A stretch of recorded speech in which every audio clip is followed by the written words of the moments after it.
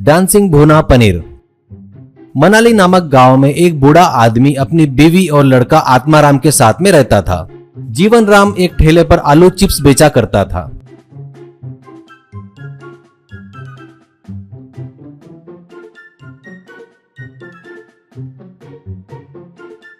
पहले वो सिगड़ी पर एक तवे पर रेती डालता, उसमें आलू को अच्छे से भूनता और फिर उसे साफ कर बारीक चिप्स जैसे काटकर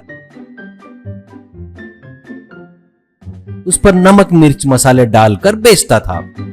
वो तेल में फ्राई नहीं करता था क्योंकि सेहत का वो काफी ख्याल रखता था। ये सोचकर लोग बड़े चाव से आते थे और खाते थे। जीवन राम का लड़का आत्माराम बहुत बुद्धिमान था। पढ़ाई में हमेशा आगे रहता था, क्लास में हमेशा फर्स्ट आता था। जीवन राम उसके लड़के की पढ़ाई के बारे में कभी भी चिंता नहीं करता था क्योंकि वो पढ़ाई पर भरोसा नहीं करता था।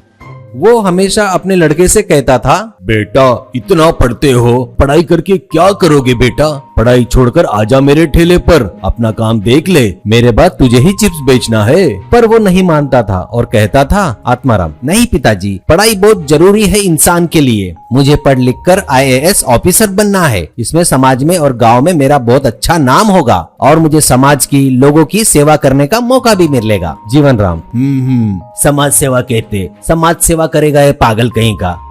एक दिन क्लास में लेक्चरर, माय डियर स्टूडेंट, यहाँ आप लोगों का आखिरी साल है। डिग्री होने के बाद आप लोग क्या करना चाहते हैं, एक एक करके बताओ। तभी सभी बच्चे एक एक करके बताने लगे वो आगे क्या करना चाहते हैं। तभी आत्माराम कहता है, सर पहले मैं बैंकिंग सर्विस एग्जाम लिखकर बैंक में जॉब करूंगा और बैंक में जॉब करते हुए सिविल सर्विस की तैयारी करूंगा। ऐसा कहता है lecturer. Very good my boy, तुम जो भी निर्णय लोगे बहुत सोच समझ कर लोगे, मुझे पता है। Wish you good luck my boy.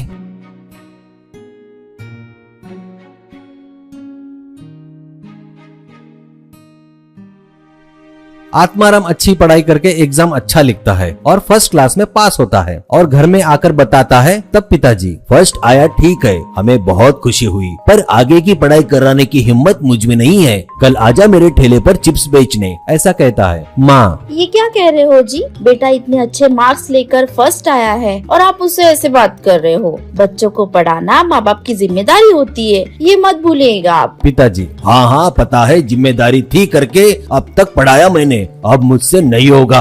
और खुद के पैरों पर खड़ा रहकर कमाने वाले की तकलीफें तुम लोग क्या जानो। सिर्फ पढ़ाई करने से कुछ नहीं होता, 4 पैसे कमा कर दिखाओ तब पता चलेगा। आत्माराम, पिताजी पढ़ाई को इतना कमजोर मत समझो। मैं पहले बैंक की एग्जाम देकर बैंक में जॉब करूंगा, फिर जॉब करते हुए सिविल सर्विस की तैयारी करूंगा। तब तक मैं आपसे 1 रुपया भी नहीं लूंगा। मैं भी कुछ न कुछ धंधा लगाकर पैसे कमाऊंगा और उन पैसों से ही आगे की पढ़ाई करूंगा। ऐसा कहता है।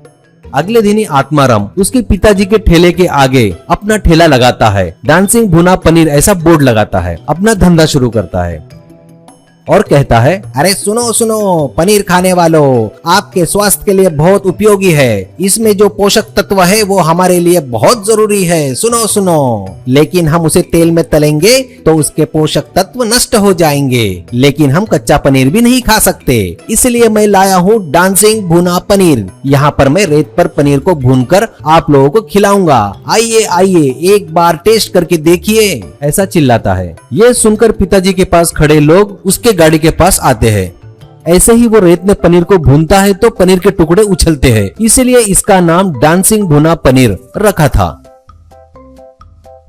भुने हुए पनीर के पीसेस को छानकर उसे प्लेट में रखकर उस पर सॉस डालकर लोगों को देने लगा।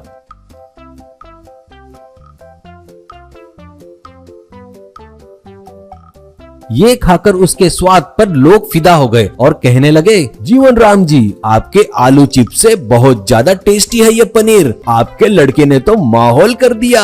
तभी एक औरत, बेटा सच में पनीर का स्वाद तुम्हारे पिताजी के बनाए चिप्स से अच्छे है। ये बात सुनकर उसके पिताजी अचंभे में पड़ जाते हैं। ऐसे ही रोज पनीर बेचकर वो पैसे कमाता था और उन पैसे से बैंक की परीक्षा की पढ़ाई करके पास भी हो जाता है और उसे बैंक में जॉब भी मिल जाती है।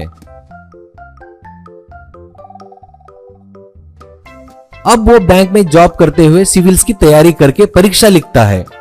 और पास होकर IAS ऑफिसर बनता है। अब वो कलेक्टर बनकर खुद के जिले में आता है और गांव वाले सभी जन आत्माराम का स्वागत करते हैं।